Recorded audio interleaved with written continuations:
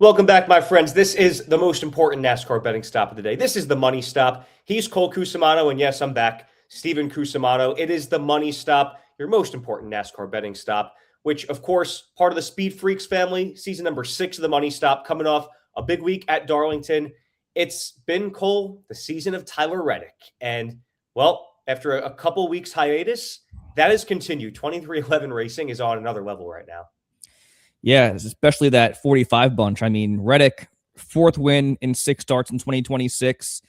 What else can you say? I think a lot of it is because there are tracks that cater to him to start the year off. Obviously, Darlington's one of his best tracks. He had Coda. I know he didn't win at Vegas, but Vegas was another good track for him.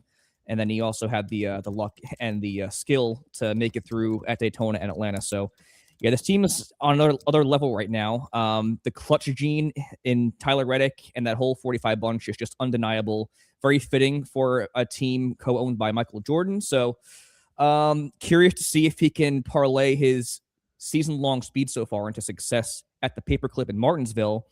But just to rehash Darlington last week, real quick, actually, before we rehash Darlington, Steven, I got to know, how was Hat Tricks? Oh my God. I had to go twice. It's impossible to leave the state of Florida without going twice. I went first thing that I could, and then the last night I was there. It was everything that I dreamed it would be in all these months waiting to go back there. Yep, there's nothing better than a nice Hat Tricks trip with some Dave's Way wings. So if you're in the Tampa Bay area, that's where you want to be. Best in the world. It is. Best bar and best wings in the world. Heaven on earth. Okay, anyway, to recap Darlington, back to the betting analysis here. We had a pretty solid day. So we highlight 12 drivers each week, 4 favorites, 4 sleepers, 4 value picks. And of those 12 drivers, only 5 finished inside the top 10. However, we did highlight Tyler Reddick as a favorite for this race win. He indeed got the win. From there, the other 4 drivers to finish inside the top 10 were all value picks. So we had Brad Keselowski, who finished runner-up, led the most laps. Ty Gibbs in 6th, Chris Buescher in 9th, and Eric Jones rounding out the top 10. So although we didn't have a great top 10 rate between our 12 drivers, the fact that we got 5 in the top 10 and 4 of them were value picks was massive because you're able to make out big on our big money bets, which we had Eric Jones at plus 260 for a top 10, Brad Keselowski plus 190 for a top 10, Ty Gibbs plus 165 for a top 10, and we also highlighted Tyler Reddick as at top 5 prop at minus 110 to parlay with some other drivers that we highlighted last week. And as far as our budget goes, Richie actually hit on one of his suggestions. My guy. That was $3 and a Ty Gibbs top 10 for a $7.95 payout. But yeah, I'd say overall it was a really good week. This is a common theme we've had the last couple seasons where our value picks have been really good. So that's the one section you always want to be tuned in very acutely for, because that's where a bulk of your money can be made, whether you're doing straight bets on these finisher props or parlaying them with other finisher props. That was your moneymaker. And also, social media is a big deal, especially because on our account at _MoneyStop on X/Twitter, I did a post practice qualifying recap where I noted that Tyler Reddick was by far and away the car to beat. He was the best in the lap averages, ranked top 5 and 5 through 30. Also mentioned Austin Cindric, who was the only other driver along with Tyler Reddick to have a top 5 fastest average speed in that 5 to 30 lap range. And he also wound up with a top 10. So overall, great week of analysis once again. And let's keep things rolling here into Martinsville. Yeah, this is Martinsville mayhem. This is, I feel like I say this a lot, Cole, but Martinsville, in both a nostalgic sense and from an entertainment sense, has got to be up there in one of my top 3 favorite tracks. Now, obviously, this generation car, it's been questionable as far as the entertainment aspect goes, but let's see how it goes this week. Yeah, I mean, the big thing here is that they are debuting that new rules package that was that debuted at Coda, 750 horsepower, less downforce. So we'll see how it impacts the racing.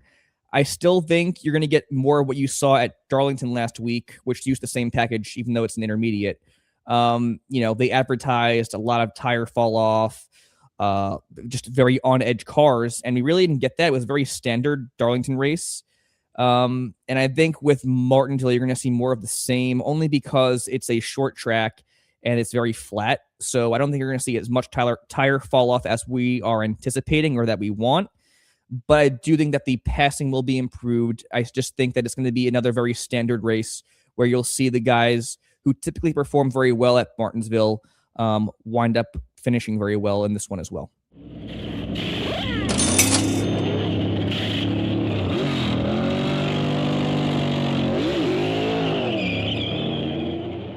So, Cole, let's take it to the bank. This is where we're going to head to work. Let's talk pre-qualifying odds, and we're going to give you our dozen drivers that we go through every week. But like you said, Cole, I'm very glad you brought up how important it is to stay tuned on social media at @_MoneyStop, because we record this earlier in the week. There's so much that changes over the weekend.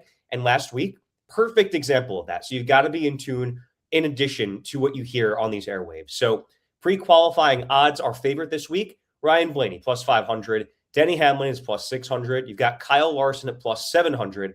William Byron plus 750. Christopher Bell is plus 900. And we will determine the starting lineup Saturday at 1:40, which, again, another reason to tune in over the weekend to the Money Stop social media. So with all that said, Cole, let's run through our four favorites, two drivers each. Why don't you kick us off? Yep, I'll kick things off with the odds-on favorite in Ryan Blaney. That's plus 500 for the race win per DraftKings is his best value. And we got to start with Ryan Blaney because he is the standard for Martinsville. He is the modern-day Mr. Martinsville, in my opinion, overtaking the likes of Jimmy Johnson back in the day and Denny Hamlin. He finished runner-up in his last start after leading 177 laps. That was his 7th top 10 in 8 Gen 7 starts and his 6th top 5 of those 7 top 10s. The only outlier was an 11th place finish in this race last year. So he has a lowest finish of 11th with this car at Martinsville. He is a 2-time winner there, posting a series best 4.9 average finish with an 8.2 average finish, which also leads the series in 20 starts in his career at Martinsville. Also, in 2026, he's been a quiet killer. He found a way to finish 3rd last week at Darlington, very off the radar, kind of came out of nowhere, had yet another pit road issue and was able to rebound, but it's been a kind of a common theme, not just this year, but in the last couple of years where they've had to overcome loose wheels and penalties on pit road, but they're able to gut these things out and get the quality finishes. So that was his 4th top 10 of the season this past week at Darlington. That includes a win at Phoenix, which used this same package once again that we're using at Martinsville. He also finished podium in 2 of those 3 starts with this package this season, with a lowest finish of 8th at COTA, which also speaks volumes to how he's able to use this package to his advantage, because he has not been a great road course racer in his Cup career. So the fact that he got a top 10 at COTA with this package should point to another really strong day once again for Ryan Blaney here at Martinsville. Also, again, to kind of go along with him being a quiet killer this season, he is 2nd in the standings to Tyler Reddick, albeit by 95 points. So Ryan Blaney is your odds-on favorite for a reason. Now, I'm going to go with another driver here as a favorite that you might not think of when we go here because, well, in 2026, the biggest talk outside of Tyler Reddick and 23XI's dominance is the fact that Chevrolet, specifically Hendrick Motorsports, has not won a race through 6 starts this year. Coming off another typical spring Darlington start for him, where he finished 32nd after running top 10 for a majority of the day. Got the toe link bent in that car at the end stage. But he is plus 700 for the race win per Caesar Sportsbook. The perception is he's gotten off to a slow start. 3 top 10s. He's 10th in the standings. However, he finished a season best 3rd at Phoenix, once again, using the same package they're using at Martinsville this weekend. And again, while the talk has been how HMS is off, they haven't won a race yet, I was going through it last night. The only real no-shows, in my opinion, were COTA and Darlington. You look at the entire season, Daytona 500, Chase Elliott was in contention for the race win. Atlanta, Larson had the best car until he wrecked. And then you had, obviously, Vegas, where Byron and Larson had a lot of speed. Chase Elliott finished 2nd. And, and Phoenix also, Larson finished 3rd, I believe, in that one as well. So the speed has been there. It's been a matter of executing. And I think this is a good week where they can get back on track because, first of all, they have the most race wins in this current generation car, with William Byron winning 3 of them. But looking at Kyle Larson, he is the only driver in the series to have the same stat line as Ryan Blaney's series best. So same amount of top 5s with 6, same amount of top 10s with 7, all in the Gen 7 era. He finished 5th in both starts last year. That was his 4th straight top 5 at Martinsville, and his 7th consecutive finish of 6th or better at the paperclip. Keeping in mind, he also won in the spring of 2023 with 2 runner-ups as well. So HMS, 4 wins in 8 next-gen starts at the paperclip. Kyle Larson is probably going to be your best bet from that bunch, despite having seen success in the win column from William Byron and a lot of speed from Chase Elliott as well. So my 2 favorites are going to be Ryan Blaney and Kyle Larson. I like where your head's at because, we talked about this a couple weeks ago. The fact that, yes, Tyler Reddick is on a completely different level than the rest of the sport right now, but that cannot distract us from the fact that there are some other teams having quietly very consistent seasons. And you mentioned 2 drivers who are doing that. I'm going to name 2 more drivers who are both Martinsville ringers, who are both also, as you put it, quiet killers. And I got to start with, you said he's no longer the modern day Mr. Martinsville, but I feel like as long as he is still racing, he's kind of still Mr. Martinsville right now. That's Denny Hamlin, who is 4th in the point standings, coming off an 11th place finish at Darlington. And look no further than Phoenix, he had a top 5 in this same package that they're taking to Darlington, or rather taking to Martinsville. So you're talking about a 6-time Martinsville winner. He won this race a year ago. And of all his starts, he has a 52.5% top 5 rate and a 67.5% top 10 rate. Most laps led here, 2,722, and over 40 starts here, an average finish of 10.4, which is remarkable considering 40 starts. That is the second best average finish in the sport. Here's the downside, and it's really not as much of a downside as it is, I guess, food for thought. In the Gen 7, he only has 1 of those 6 wins. He has 5 top 5s out of 8 starts and an 8.1 average finish in 7 of those 8 starts that he finished. He had a DNF his last starts. That would weigh down his average if we included it. But long story short, even if you took out the 6 wins, those are really good numbers. So take into account the fact that he's been strong this season. He's been strong in this package this season. And just by way of actual skill and just instinct, he is probably the best driver at Martinsville. Denny Hamlin is, with many reasons, a favorite for the win this week, plus 600 on FanDuel, his best odds of the week. But Cole, you talk about modern-day Mr. Martinsvilles and silent killers this year. I'll give you another guy that fills both of those criterias, and that is William Byron, who, as we're talking about, yes, it's a matter of time probably before Hendrick Motorsports finally breaks through in 2026. Look no further than Willie B, because he is a 3-time race winner, as you pointed out, at Martinsville in the Gen 7 era, which is more wins than Ryan Blaney has here in the Gen 7. He won the most recent race here in the fall, and his 655 laps led in the next gen are the second most in the sport. He has a 9.3 average finish, which ranks top 6 in the sport. And he has also been the silent killer, coming off an 8th place finish at Darlington. That was his 3rd straight top 10. And he is 6th in the point standings, an 11.8 average finish this year. So William Byron checks all those same boxes. He's been great at Martinsville in this Gen 7 car. He's been great this year.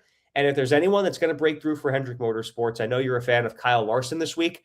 I am a fan of William Byron. And listen, if it's not going to be Tyler Reddick, I would be shocked if it's not one of these 4 drivers, because they are, again, in general, no results this year taken into consideration. 4 very good bets, but especially considering history at Martinsville and in the Gen 7 at Martinsville, and this season as a sample size.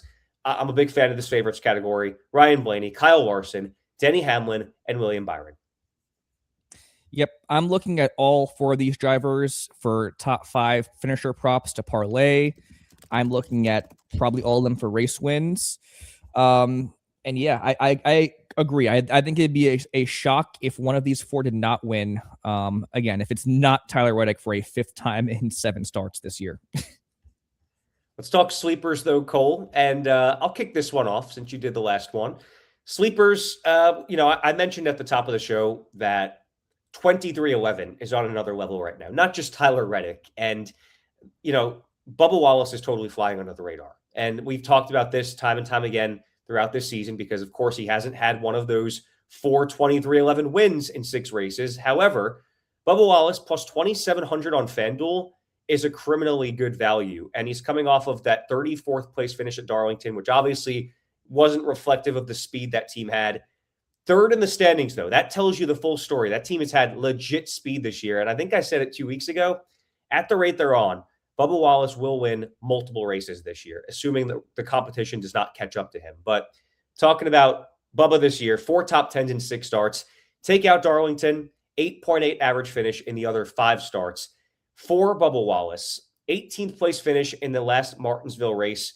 That was his lowest finish at this track, but he had a career best of 3rd, spring of last year. So this race a year ago, finished 3rd, and he has had top 10s in half of his Gen 7 starts for a 10.9 average finish. Bubba Wallace is a guy that has always had a knack for the short tracks. And I know he hasn't racked up the wins at these short tracks because there's been some other drivers that have been just above the cut when it comes to being able to ring their way around Martinsville, like the Ryan Blaney's and William Byrons of the world in this car. But Bubba Wallace has been in that next tier. And if you consider that, along with the speed that team has shown this year, there's no telling what that team could come out and do this week. I fully expect his value to be really good before the cars hit the track. And then once you see the speed and the ability going into Sunday, I fully expect Bubba Wallace to be somebody that maybe his odds get cut completely in half to something like plus 1,400, which is where I'm going to go with my next driver on DraftKings, plus 1,400. Chase Briscoe, great sleeper for the win. Another Toyota, as I mentioned, along the lines of somebody like Denny Hamlin. But the difference with Chase Briscoe, many differences with Chase Briscoe, coming off a 12th place finish at Darlington. And that was also coming off his second top 10 of the 2026 season. This year, 22nd place average finish with 2 DNFs. That puts him 22nd in the standings. This is a team that a lot of people had high hopes for entering the season that, again, the results just have not been there, and they've not been reflective of how strong that team is. And really, it's a similar start to what they had last year. And it was kind of excused for last year because it was his first year with the 19 team in JGR. It's not exactly excused for this year, but we're not going to be caught fools. We know what that team is capable of. And for Chase Briscoe, 4th place finish at Martinsville last year. He has 6 top 10s and 8 Gen 7 starts at this track. And he's finished top 15 in every start until the last one at Martinsville, which, of course, as we know, was the engine failure when things just went awry for that 19 team. So take out the DNF, an 8.7 average finish at Martinsville in the next gen leads you to believe this is a high floor driver. And obviously, based on what we saw when that team was clicking last year, it's also a high ceiling team. So if you're looking at those big names, the Denny Hamlins, the William Byrons, the Kyle Larsons, the Ryan Blaney's, I think that reasonably so, Bubba Wallace, Chase Briscoe are right within that next tier of drivers that no one is pegging them as favorites right now, but I would not be surprised if they unload quick, lead the most laps, win the stages, and win the race. Yep, I agree. I love the value of both these drivers, and Bubba could have been a value pick at plus 2,700 for the race win, but I really, truly believe that he is knocking on the door of his first win this season. And like you said, he very easily could get multiple this year. So his stats speak for themselves here. He also won a truck race here that got taken away, but he did win here nonetheless. As far as Chase Briscoe goes, I know the optics aren't very great. They've had a lot of misfortune, and that's, like I said, it's very similar to last year, actually, and how he started off his tenure at Joe Gibbs Racing. But he still drives for Joe Gibbs Racing. Toyota's been the class of the field in 2026, and look at what he's done recently. He had back-to-back top 10s, finished 12th at Darlington with a top 5 car. He had a misleading finish in this race. So I think these are 2 very underrated, legitimate sleepers for this win. And there is obviously some caution you can throw in there with Chase Briscoe just because everything hasn't been great, but it's been trending in the right direction.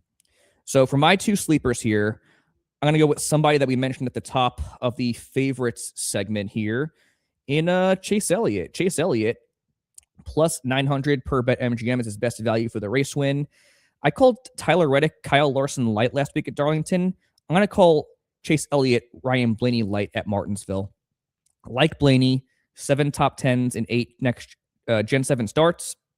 And although winless, he posts the fourth best average finish at 7.4. He finished third in his last start, which also marked a 4-race top 5 streak like his teammate Kyle Larson.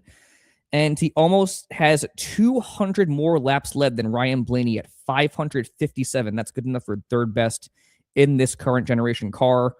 And again, similar to Blaney, who's second in the standings, being overlooked, Chase Elliott is fifth in the standings. So he had that runner-up at Vegas. He had a shot at the win at Daytona. The speed has been there. I would even go on record saying he's probably been the most impressive and the fastest HMS Chevy to start the season off. So, I mean, we've seen it more than enough from Chase Elliott at Martinsville to where I think he could be a legitimate contender for this win, like he was in the most recent race in the fall of last year. So I like Chase Elliott quite a bit. For my final sleeper, I was on the fence here. I feel like I could have went Ty Gibbs because he's been really good. 4 straight top 10s, 3 top 5s in that span. But the stats for this driver were too good to ignore. And we did this a few times last year where you have a driver with really good stats and they have a great pedigree. They're awesome. They have multiple championships. So you don't want to ignore them, but if the stats don't follow, you're going to have to just leave them off until they show us otherwise. And that driver is going to be Joey Logano. Joey Logano is plus 1,500 per Caesar Sportsbook for the race win. Get this.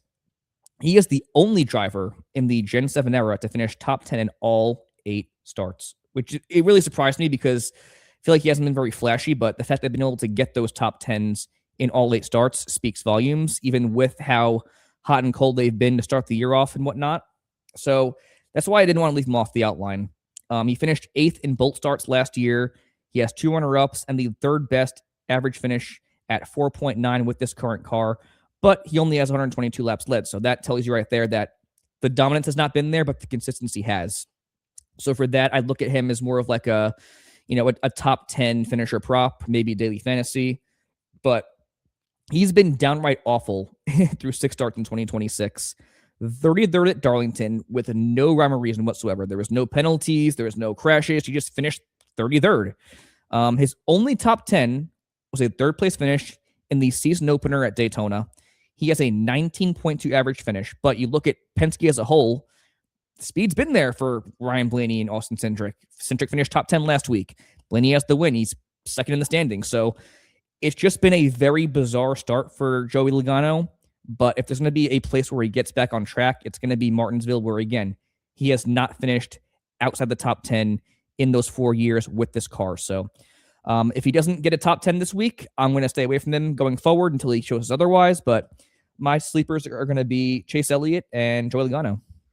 Going along with my sleepers of Bubba Wallace and Chase Briscoe, I like that you brought that up, Cole, that, we're at a 6-race sample size now. That is a 6th of the season, if you can believe that. That's enough sample size to notice trends, right? So I think once we get to this 7th race of the season, again, if it's a bad result for Joey Logano, he goes on the blacklist, right? Or we got to think of a money term for him, right? We got to, or a money stop mafia term for him. We'll let that bake for a minute. The pit boss takes him away. Okay. Yeah, we'll take that. We'll think of something though. Yeah. Now, for our paisano, Joey Logano, I don't know how much we could really take him out of the equation because he's like our Cougine, right? He's our capo, if you will. So that's our sleepers this week. Let's move on to value picks, Cole. As we talk through trends through 6 races, there are some drivers and teams that have really excelled. I think of Spire Motorsports. I also think of RFK. Brad Keselowski, man, almost won this race at Darlington. Just, you could see it in his voice in his interview after the race. Like, nobody's touching Tyler Reddick. But outside of Tyler Reddick, he was easily the best driver in the best car. And at plus 5,000 on FanDuel, with how fast that team has been, team-wide, not just Brad K, feels like a really good value. That's why he's a value pick. Plus 5,000 on FanDuel. 2nd place with the most laps led at Darlington. He's got a 2-race top 10 streak with 3 top 10s in 6 starts this year. Puts himself at 9th in the standings on 11.5 average finish, and he's finished on the lead lap in all 6 starts this year. So you're seeing a high floor and a high level of consistency for a guy that has known his way around Martinsville. 2-time race winner here. None more recently, though, than 2019. So He's only got one top 10 here in 8 Gen 7 starts, which raises the alarms a little bit. But again, good speed so far this year. And he has led 170 laps he led 170 laps in the fall of 2024. So he's shown that he has had the ability to get around here when he has had speed. And I think he's got speed this year. His best finish outside of that race in the fall of 2024 was 17th. So the other 7 starts here have not been good, but when he's had speed, we can rely on him. 20th place finish in the fall race at Martinsville last year, which was his 3rd best outcome among those others mentioned. So long story short with Brad K, take all the numbers and put a bow on it. They've not been great in the Gen 7 era, but he's proven he can win here, and he's proven he has speed this year. So that's enough for me to look at plus 5,000 as a really solid value for Brad K. And spoiler alert, he will not be our only RFK Ford as one of the value picks. But for me, Cole, my final value pick is plus 7,000, one of our longer odds of the week. How about Josh Berry, coming off a career best 10th place finish in his last start at Martinsville? All 40 of his laps led at this track came last spring when he did not get the finish he deserved, which was 32nd. Finished 25th in his Cup Spring 2024 debut, and then 16th in the fall. So again, the results haven't exactly been there for Josh Berry, including this year. He's only got one top 10, which came at Daytona, and then 17th place finish at Darlington was his next best when they're running the same package as we are here this week. He's only led laps this season at Phoenix, which was another race that he had a DNF at. So for Josh Berry, when he's been able to finish the races, right, he's been able to put up good results at the short tracks. He's a short track ringer. And I think that if he can keep the nose clean of that car, he is going to be somebody to watch, specifically at that value, right? Plus 7,000. I'm looking at a top 10 bet for Josh Berry as something that entices me a little bit. We'll get to that later with our big money bets. But before we get there, Cole, how about your value picks? Yeah, just real quick to go over these two that you mentioned. The whole RFK stable has been incredible this year. I think they're like right there with Team Penske, honestly. And side note, all 3 drivers, Ryan Preece, Brad Keselowski, Chris Buescher, they have all finished on the lead lap in all 6 starts. Only 2 other drivers have done that this year. So they have been exceptional to start the year off. I think Brad looks like the Brad Keselowski of old. And what's impressive to me with this driver is that he's still on the mend from that broken femur, and he's still like grinding out these results. And they're all 3 drivers, they're pretty much perennial top 10 contenders each week now. So I'm not taking too much stock into his prior stats with this car at Martinsville because he really hasn't turned it on, or really didn't turn it on with this car until last year when we saw him really turn it up towards the second half. So it's a much improved driver, much improved team. And having the prior success at Martinsville, I think, should be a huge premium for him. As far as Josh Berry goes, again, the optics don't look very great, but he is still a short track ace, and Team Penske has had speed all year, at least between Ryan Blaney and Austin Cindric. So as somebody who's done very well in his career through many different series on short tracks, I look for Berry to be a strong contender for a top 10. For my 2 value picks, I got to go with the obvious here. Another short track ringer in Ryan Preece, Josh Mother effing Weinstein at plus 3,000 per BetMGM. Only one top 10 in 2026, but coming off a 3rd straight finish of 13th or better. He now posts a 14.8 average finish. He sits 12th in the standings. And this is right on par with where we had him last year, pretty much for expectations. He's a perennial value pick, perennial top 15 play with top 10 upside. So with how good RFK has been as a whole in 2026, and with how good he is on the short tracks, it's a no-brainer to have Ryan Preece, loaded into your bet slips this weekend for prop finishes and, maybe even race win. He finished a career best 6th last time here in the fall at Martinsville. And he also finished top 10 in both starts at Martinsville last year. But not only that, he's finished top 10 in 3 of his last 4 starts over the last 2 years here, in top 15 in all 4 of those starts at Martinsville. So additionally, top 20 in all 6 Gen 7 starts, and he has an 11.8 average finish in those 6 Gen 7 starts he's made at Martinsville. So again, borderline top 10 play. The speed's been there all year for RFK Racing. I love Ryan Preece's value all around this week, and I think he's being kind of undervalued by the sports books. So keep an eye on Ryan Preece. Yeah, Cole, too, if I could add, let's not forget what he did at Bowman Gray.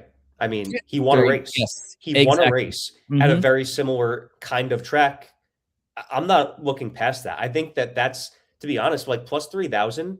You look at some other drivers in comparable range, like he's being respected a little bit here, but even still, that's a great value pick. Yeah, and thank you for shouting that out. I completely forgot. Yeah, Bowman Gray, he won another short track earlier this year. So, yeah, Brian Priest, great call for Martinsville. My final value pick is a true deep value. It's going to be Todd Gilliland, plus 25,000 for the race win. We're not going to bet that, but that's per bet MGM. Why I like Todd Gilliland because he finished top 10 in both Martinsville starts last year. He's also finished 13th or better in 3 of 4 starts over his last 2 years at Martinsville, posting a 17th place average finish in 8 Gen 7 starts. So in 2026, it's been a really, really tough go for front row between all 3 cars. No top 10s for him in 2026. However, his best finish was 12th at Phoenix, which was, again, the same rules package that we're bringing here to Martinsville. And actually, his 3 best finishes in 2026 were all using this rules package. So there is cause for optimism for Todd Gilliland. I have not seen his top 10 props in front of me right now, but he would be one that I'm looking for either a daily fantasy play or a potential look at a top 10 finisher prop. But another one to maybe like look as a deep dive for a value pick. So there are 12 drivers. I'll run through them again. Our favorites: Ryan Blaney, Kyle Larson, Denny Hamlin, William Byron, sleepers: Chase Elliott, Joey Logano, Art Paisano, Bubba Wallace, Chase Briscoe, and our value picks: Ryan Priest, Todd Gilliland, Brad Keselowski, and Josh Berry.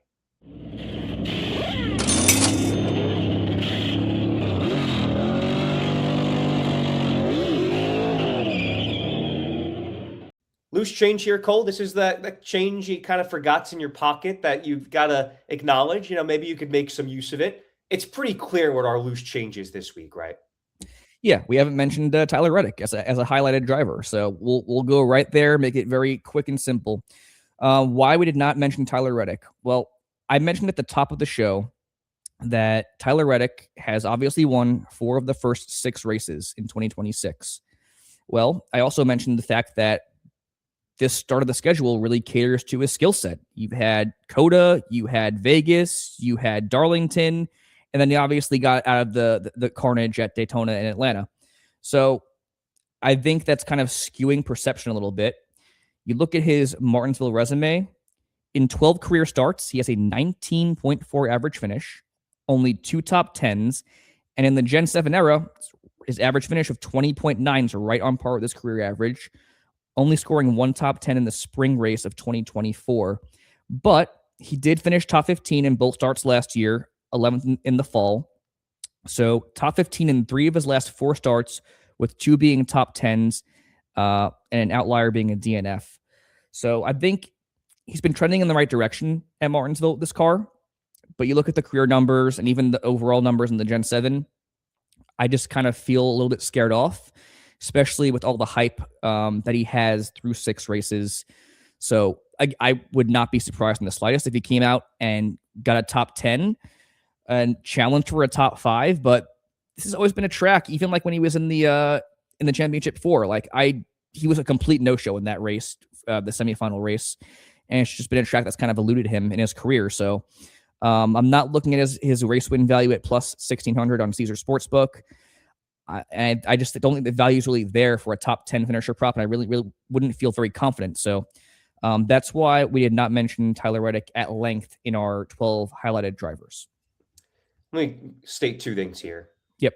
Number 1, the field is in trouble with the season Tyler Reddick is putting together right now, and I mean just how much faster they are.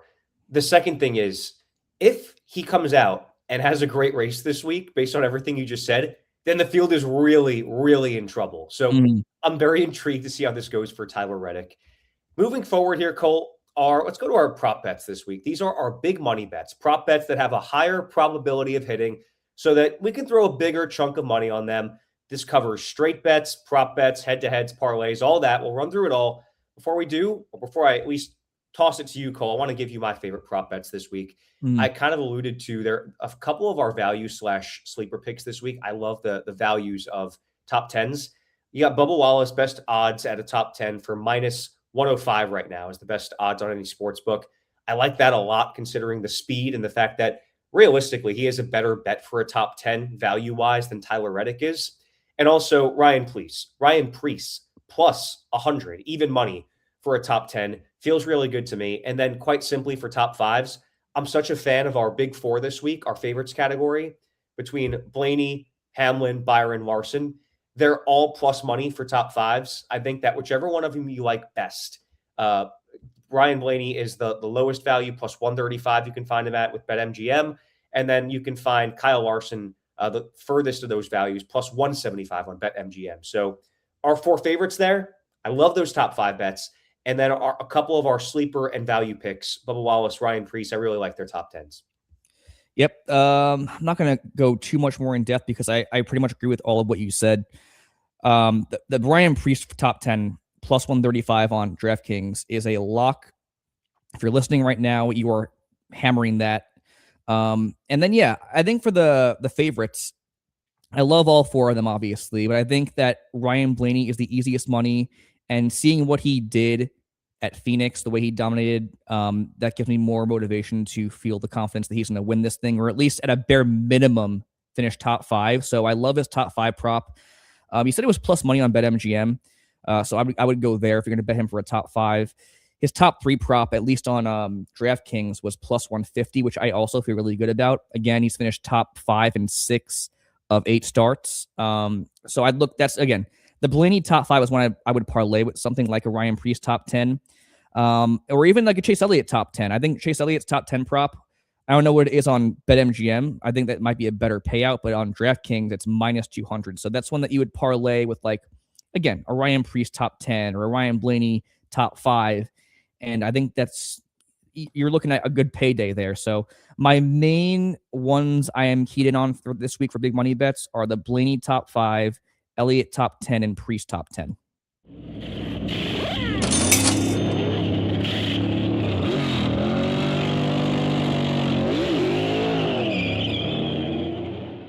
All right, Cole, let's put our money where our mouth is here. And this is a segment where really, this is real life dollars, right? We're putting our money to work. Actions speak louder than words.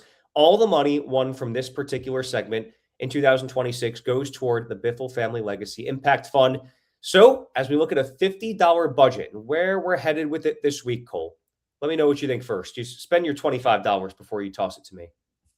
Awesome. Yeah, so previously I was doing larger wagers, and I was mainly doing like 2 or 3. I liked the way Richie was doing his budgeting when he filled in for you. He's like, he gave you like 5 or 6, 4 to 6 different props you can go with. So that's what I kind of did this weekend. I did smaller wagers and then kind of dispersed it out that way. I'm putting $5 on a Ryan Preece top 10 finish. I am putting another $5 on a Ryan Blaney top 5 parlayed with a Chase Elliott top 10. I'm also putting $10 on a Ryan Blaney win. And one that I did not mention as a big money bet, but I saw on DraftKings and I was a huge fan of, was $5 at plus 120, $5 at plus 235 on Ford to win the race. And why I like this is because obviously Blaney's the favorite. I think he's the best driver at this track in the next gen. And additionally, if we think that the RFK Fords are as good as they are and Ryan Preece is going to have as good a shot as he did at Bowman Gray, RFK could even win. So if you don't want to bet Team Penske in the event that RFK wins, Ford's a safer play. And I really do feel good about a Ford coming out ahead in this race, specifically in Ryan Blaney. So if Blaney wins at $10, then your Ford win's also going to cash. So again, my top 4 are $5 on a Preece top 10, a Blaney top 5 parlayed with a Elliott top 10, and a Ford win, and $10 on a Blaney win. I'm going to keep mine pretty simple, Cole, because I showed my cards a little bit early. I like what you did in spreading that money around. What I will say, though, is that you chose $15 total on winner picks and another $5 on a parlay there. So I'm going to go pretty high floor here, a little bit less risk involved. I want to put $10 on a Bubba Wallace top 10 at -110. Just feel like that's very likely to happen. And another $10 on the Ryan Preece top 10, going for 15 total there. So that's plus 135.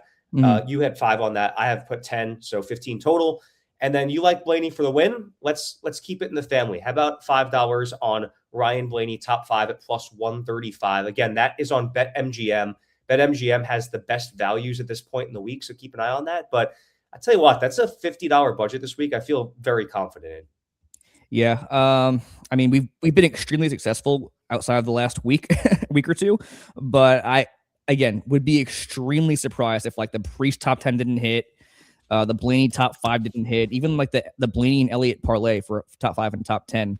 These are all really, really good, smart and savvy budgets for a $50 recommendation here. All right, Cole. It is Martinsville Madness, Martinsville Mania, whatever you want to call it. Paperclip Power. I don't know. I made that one up off the top of my head. I love this race. And fun fact, we like to talk memories on this episode sometimes. So this Martinsville has always been one of my favorite tracks. Obviously, growing up a Jimmy Johnson fan, he won like every race and led every lap here when I was growing up a kid. And this race was always on my birthday weekend. My birthday weekend is this weekend. I love that they haven't changed that. And I always thought of it as like a birthday gift that I get to watch them race at Martinsville and usually get a Jimmy Johnson win for my birthday. And I said to you before we started recording, I'll never forget the first Martinsville race weekend that was on my birthday weekend was March 29th, 2009, the way that Jimmy won that race. And that was kind of a microcosm of the 2009 season that he dominated and ran away with at the end of it. So when I see March 29th, Sunday, Martinsville on the calendar, I get nostalgic. And I think to that 17 damn years ago, which makes me feel pretty old. I'm turning 29 this week. But irregardless of that, that's kind of where my nostalgic mind is at going to Martinsville this weekend. As we look to our race winner picks and our sleeper picks, I, of course, missed last week's episode. I was on the plane, spring training, craziness in March. So, Cole, you get first pick this week.